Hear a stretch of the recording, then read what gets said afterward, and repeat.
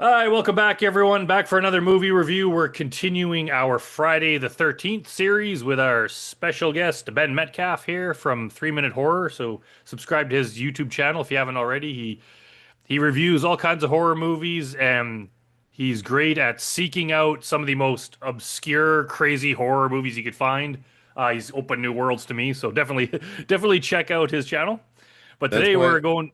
What's that's why that? my motto is I watch the bad movies so that you don't have to. Ah, there you go. But today we're going with a bit more of a classic. We're going into Friday the 13th, Part 6. This is where the series takes a new direction and Jason is resurrected. And now it's zombie Jason. I think he's the version everyone knows and loves. So let's get into it. What do you think of Friday the 13th, Part 6? So this is the first Kane Hodder one, isn't it? Or is he a No, different guy next one still? is. Oh, not yet. Okay. All right. This is well, I enjoyed this movie. I didn't necessarily like it as much as I liked Five. Five I thought was like an 8 out of 10.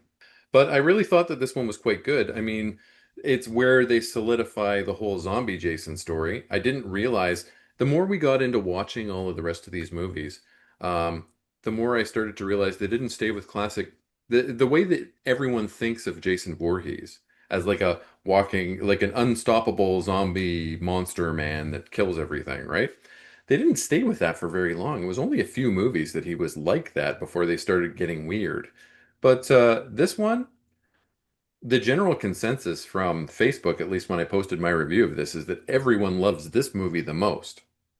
I'm not super in love with it, but I thought it was really quite good.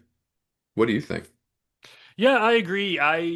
It's interesting to when you watch the movies, like if you, especially if you grew up with them or started watching them long time ago, like we did, Yeah, and you spread them out, it's harder to judge them. When you watch them all in the span of 2 weeks, it's a different experience. You get yeah, to see them without the ones you saw before, kind of uh, escaping your memory. So right. it's kind of a different experience, and this one has a different vibe. I always tell people this one's my favorite, but after just rewatching them all, maybe not so much. I kind of like them all, but this one is a lot of people's favorites, like you mentioned, but it's Yeah. fun. It's got jokes in there. It's really Oh fun yeah. to watch. Like it's just nonstop cool things happening, ridiculous things.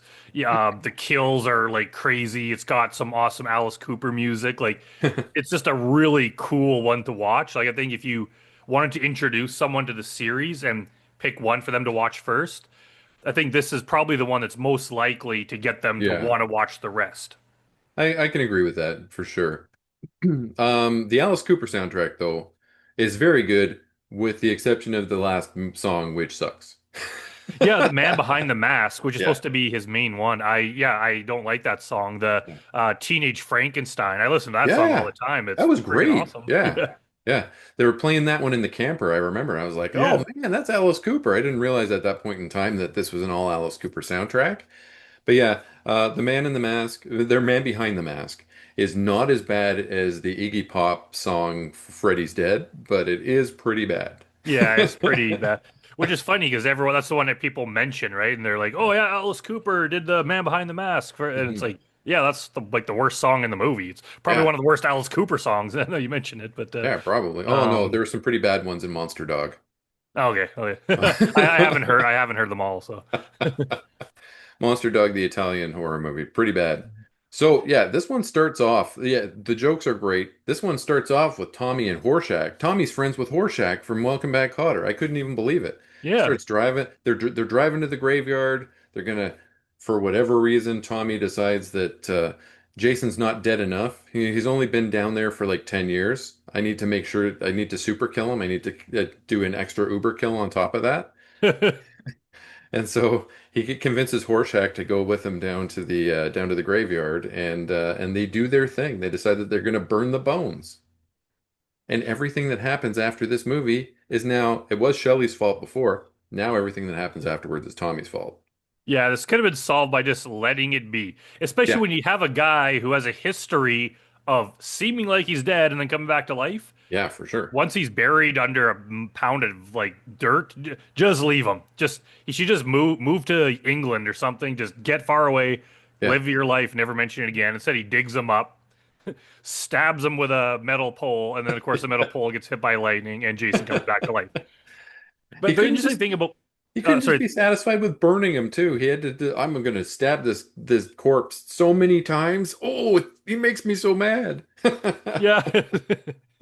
um, the thing about Tommy Jarvis though that's weird is that like his character changes. Like the first Hmm. time we see him in part four, he's a little kid, Yeah, but in part five, he's basically a mute. He's a yeah, traumatized like young man, and he barely says anything the entire movie. He only yeah, has like maybe 4 or 5 lines. Now he's just a normal guy. He just talks and talks, and yeah, he's not shy or anything like that. yeah, Um, another interesting thing about part six is that it starts the trend that we see in the next, at least the next three movies, where they have a side villain, where it's not just Jason. They have in this one, it's the sheriff who just yeah. absolutely refuses to believe that Jason's alive, and he's getting in the way of everything. And in the next one, it's the psychiatrist guy, the evil Yeah. psychiatrist guy, and in the next one, it's the evil uncle. Um, so we, I thought it we would we be. I start thought the that. next one would be the evil bounty hunter, but I don't No, know. that Bounty, that was Jason Goes to Hell, Oh, wasn't yeah. Sorry, never mind. Yeah, yeah, yeah, it? So yeah, so there's a lot of good things about Friday the 13th Part 6. I love how it starts really quickly. Like it yeah. doesn't waste any time. It's just the opening shot is them driving in the truck. He's gonna go and fuck up Jason somehow, even though he's already dead. It just gets right into it. Oh, and he also brings back conveniently, he brings the hockey mask and the machete with him. You Yeah, know. yeah, yeah. Just in case Jason needs them. Yeah, Yeah. Gonna burn those too, I guess. And that the Tommy Jarvis thing, maybe psychiatrists can learn something from that because if you've got somebody who's horribly traumatized and they've become mute and you know despondent and they've withdrawn socially completely, just heap more trauma on top of them and then they'll come back to normal. yeah, There you yeah. go. They'll go All you gotta full do. full circle. Yeah, just more bad stuff. I'm just wondering if maybe because I think part of the reason that they did this movie bringing Jason back, it's called Jason Lives, Yeah, is because the last movie it was an imposter Jason and every all the fans were pissed off. yeah. So I wonder if like the writers were like, you know what, let's just ignore the last movie, pretend it didn't happen. So they're just imagining what would Tommy Jarvis be like by the time he's 21 or whatever. Yeah. So they're just ignoring the last movie. So maybe that's what they were thinking. Maybe, and you know, that's a habit that they kind of they get into as these later movies go on, is ignoring the previous ones. Yeah, it's like each one just kind of makes up their own storyline, which is fine.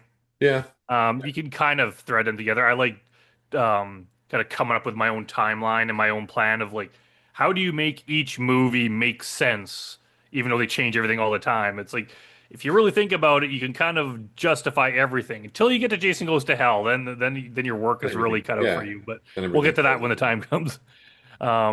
Yeah, this one, sometimes I used to think it was Kane Hodder, but it's like, no, he comes in the next one. Yeah, But in this one, I can't remember the story, but it might be in the documentary. You can read about it on IMDb or whatever. But they made the movie, and then the studio or someone was like, there's not enough kills, so they went back and they added the paintball scene just oh, to have okay. more kills. Yeah, And I think they also added that scene later where there's that couple that for some reason is just having a romantic picnic in the yeah, middle of the woods and they get stabbed on the bike. They added that scene.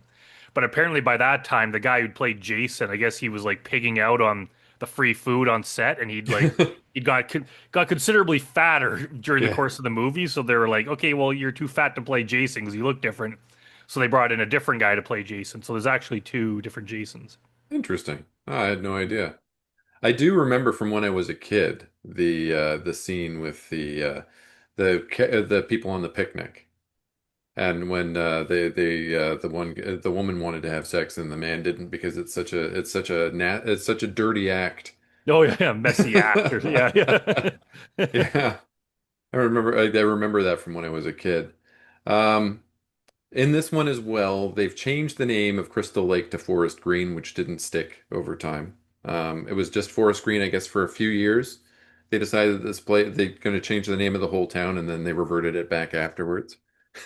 Yeah, I guess they can't escape their past. Yeah.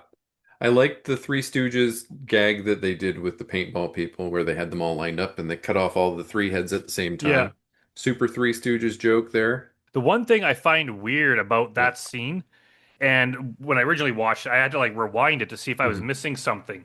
But there's that one really nerdy paintball guy with Yeah. the glasses, Yeah. and you see Jason chasing him, and Yeah. he's like running away, and then it just cuts to something else, and it never gets back to him. Yeah. Later on in the movie, you see a couple severed limbs and a pair of glasses. So I think you're supposed to Oh, that was assume it supposed to was be that his. guy. Okay. But to me, I was like, did they just forget to, or run out of time and they didn't film that kill scene, so they just ended it? It seemed kind of like we were they cheaped out a little bit there. Yeah, kinda. So, going a bit further into the movie, what happens? Tommy gets picked up by the sheriff because he's out running around talking about Jason, and the sheriff doesn't like that very much. And then the sheriff's daughter comes in with her pals because her two friends, the head counselors for this camp that they're working at, Camp Forest Green, not Crystal Lake. Um, Camp Forest Green is reopened, and the two head counselors haven't shown up, and they haven't shown up because they've been murdered by Jason Voorhees, who is now wandering around the forest. And she kind of takes a liking to Tommy. She kind of finds Tommy to be a cute boy. But this is the first time we're experiencing a Friday the 13th movie at camp with a camp full of kids. So the camps have never had kids before. They've only had counselors, or it's been in the between season when the kids haven't shown up yet. But this is the first movie that we've got where it's full of kids.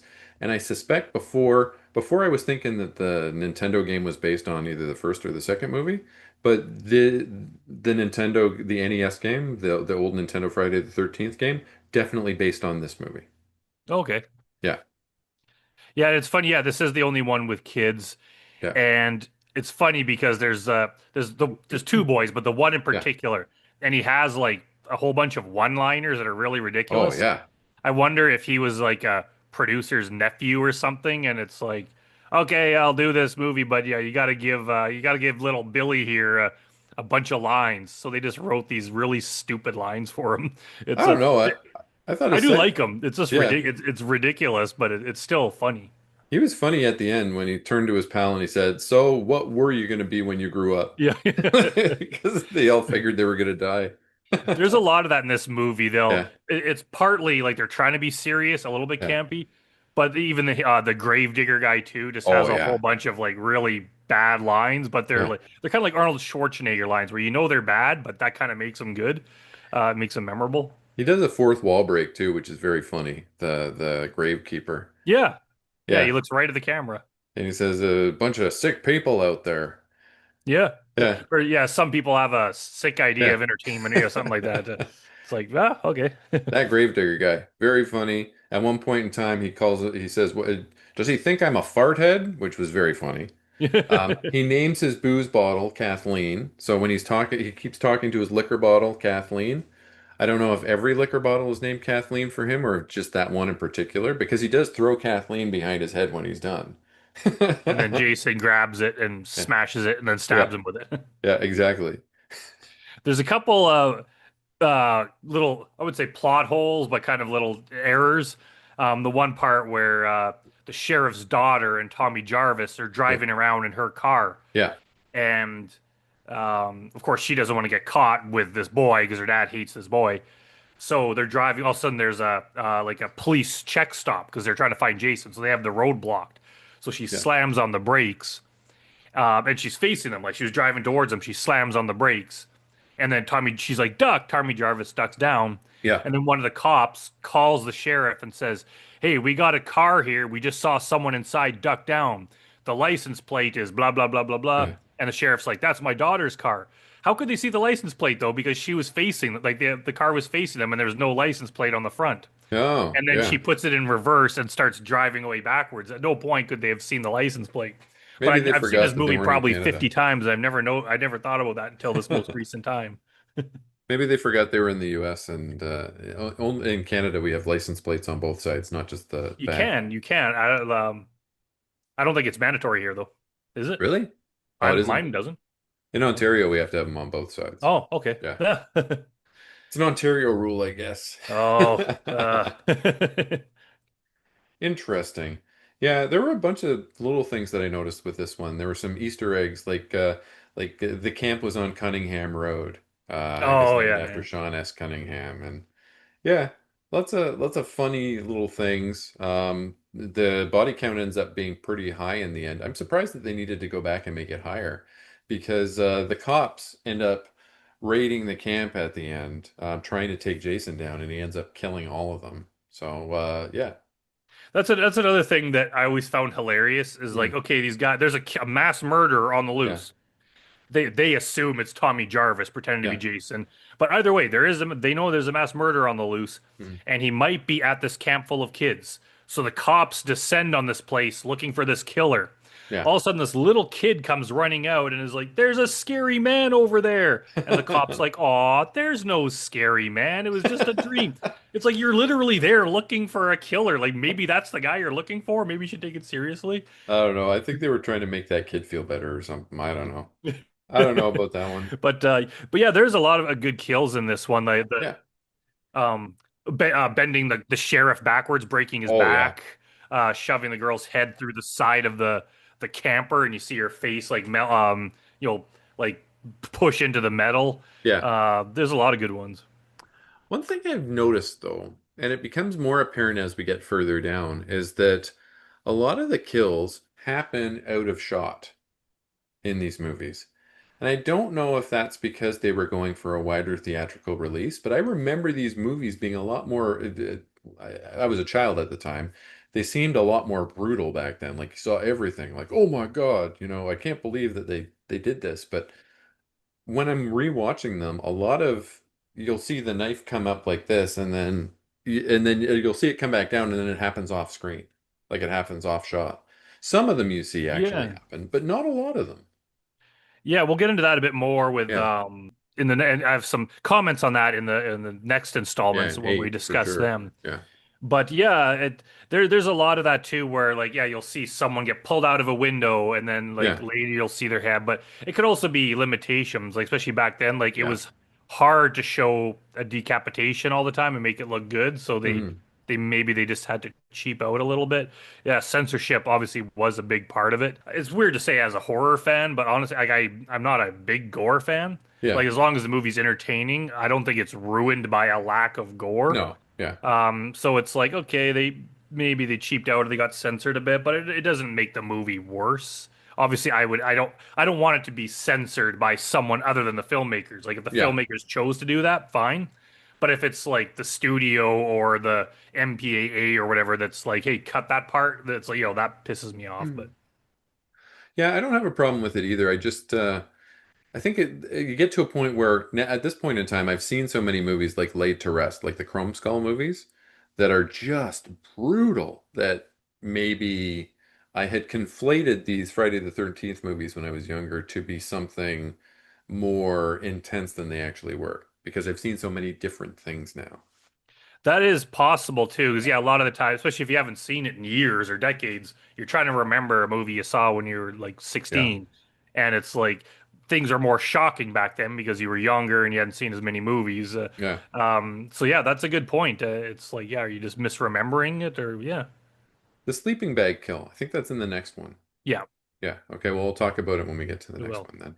So the very end of this movie, the whole Yeah. part, I think that's probably one of the best scenes in this whole series is Tommy Jarvis on the lake with a rock, with a ring of fire around him and Yeah. a chain, and he's waiting for Jason to attack him so he could throw the rock around his neck and shove him into the water. Yeah. And then you see Jason walk into the water and then pop out. I think that scene of him walking into the water has been spoofed on a lot of things, like The Yeah. Simpsons. It's a very I think that's a very iconic scene. Yeah. Definitely.